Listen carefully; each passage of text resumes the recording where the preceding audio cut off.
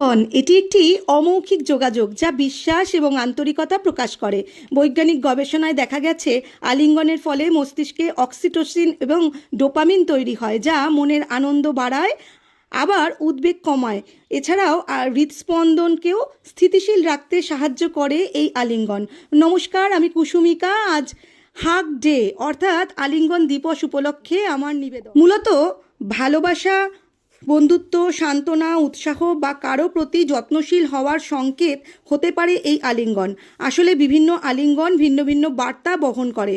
সাবধান থাকবেন, দীর্ঘ সময়ের আলিঙ্গন রোমান্টিক অনুভূতিও প্রকাশ করতে পারে।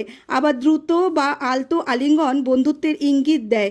সহজ কথায় আলিঙ্গন হলো মনের ওপর চাপ কমিয়ে কাছের মানুষের সাথে হৃদ্রতা ও ভালোবাসার সম্পর্ককে দৃঢ় করার একটি নিবিড় শারীরিক সম্পর্ক।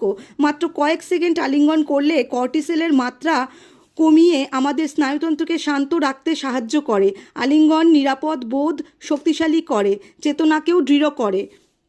থেরাপিস্ট ভার্জিনিয়া সার্টির একবার বলেছিলেন, বেঁচে থাকার জন্য আমাদের দিনে 4টি, রক্ষণাবেক্ষণের জন্য দিনে 8টি এবং শিশুর বৃদ্ধির জন্য অন্তত দিনে 12টি আলিঙ্গন অত্যন্ত প্রয়োজন। সান্ত্বনার অপর একটি গভীর প্রকাশ এই আলিঙ্গন। মানসিক চাপ কমাতে এই আলিঙ্গন আমাদের চোখে জল এনে দেয়। আলিঙ্গন আসলেই মানসিক সংযোগ বৃদ্ধির প্রতীক। প্রিয় মানুষকে মানসিক নিরাপত্তা প্রদানের প্রতীক এই আলিঙ্গন। ভালো লাগলে নিজের কাছের বন্ধুত্বের শেয়ার করে দিন এবং তাদেরকেও বিশুদ্ধ আলিঙ্গনে উৎসাহ যোগান।